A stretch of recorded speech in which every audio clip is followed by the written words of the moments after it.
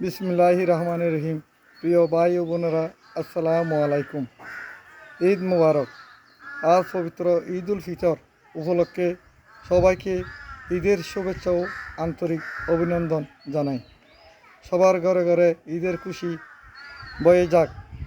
আজ ঈদের দিনে মহান স্বাধীনতার ঘোষক শহীদ প্রেসিডেন্ট জিয়াউর রহমান বীরুত্তম ও বাংলাদেশের সাবেক তিনবারের প্রধানমন্ত্রী আপসীন দেশনেত্রী, মাদার অফ ডেমোক্রেসি ও বিএনপির সাবেক চেয়ারপারসন বেগম খালেদা জিয়া ও স্বৈরাচার এরশাদ বিরোধী আন্দোলনের সকল বীর শহীদ ও 17 বছরের হাসিনা বিরোধী ও বৈষম্য বিরোধী ছাত্র জনতার আন্দোলনের সকল বীর শহীদদের শ্রদ্ধার সাথে স্মরণ করি এবং তাহাদের রুহের আত্মার মাগফিরাত কামনা করি।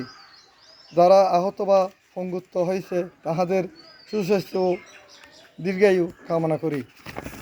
বর্তমানে বিএনপি চেয়ারম্যান তারুণ্যের অহংকার জনাব তারেক রহমান প্রধানমন্ত্রী নির্বাচিত হওয়ায় তাহাকে অভিনন্দন জানাই।